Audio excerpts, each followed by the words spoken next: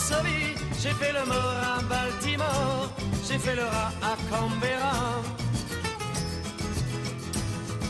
J'ai joué au dé à Yaoundé.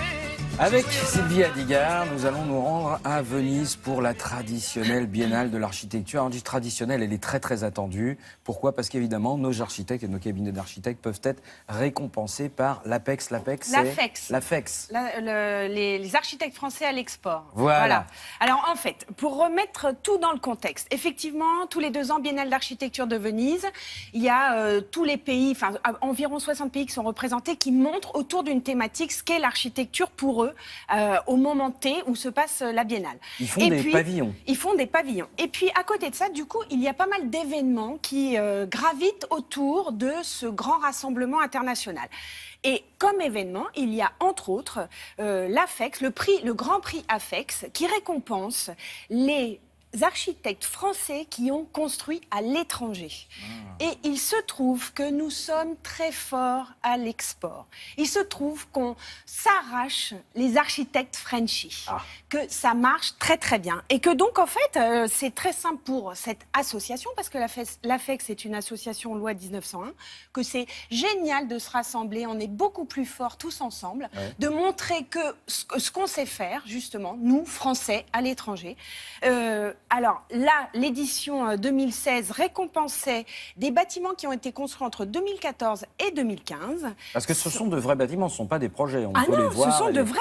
Oui, tout à fait. Là quand même, c'est le musée national estonien à Tartu en Estonie, donc, qui est de l'agence DGT, qui a été récompensé. Vous allez voir, c'est pas anodin, c'est pas pour rien, parce que ça a été construit dans un contexte, c'est magnifiquement bien fait. Regardez.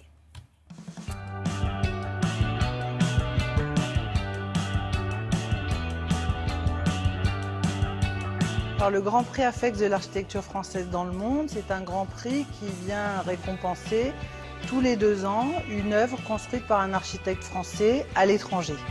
On reçoit un certain nombre de projets qui sont présentés devant un jury qui sélectionne 10 projets qui sont significatifs de la production française dans le monde et de bonne qualité dans des domaines différents. Pour l'édition 2016, le choix du projet lauréat a été assez évident puisque le projet de l'agence DGT d'Aurel Gottmet-Tan Architecte a été choisi à l'unanimité du jury.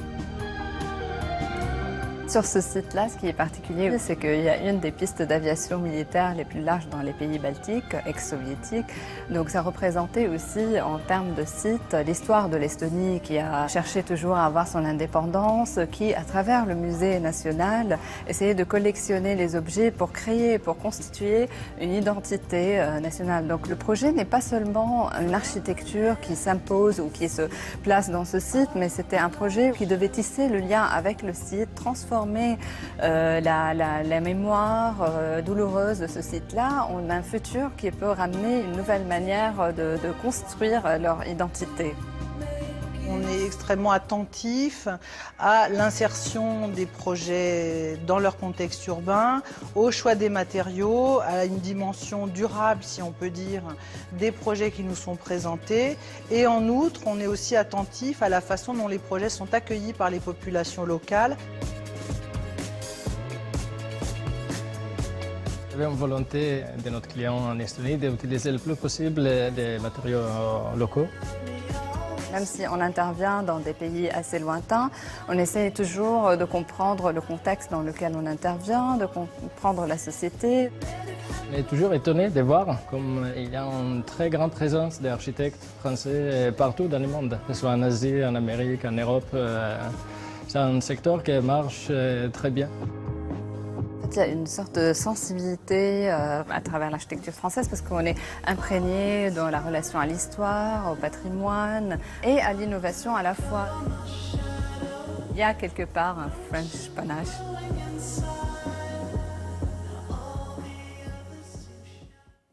Alors là, coup de projecteur fabuleux pour DGT, c'est oui, le cabinet. pour l'agence DGT. Mais vous avez vu, c'est un magnifique projet. Alors, si vous passez en Estonie, allez voir ce musée national, à l'intérieur, mais aussi à l'extérieur, parce que vous avez vu, c'est extraordinaire. Et puis, si vous passez par Venise, il y a la Biennale en ce moment, c'est jusqu'en novembre. Ça vaut le coup, culture générale assurée, et je vous recommande cette visite. Merci Sylvie Adigard.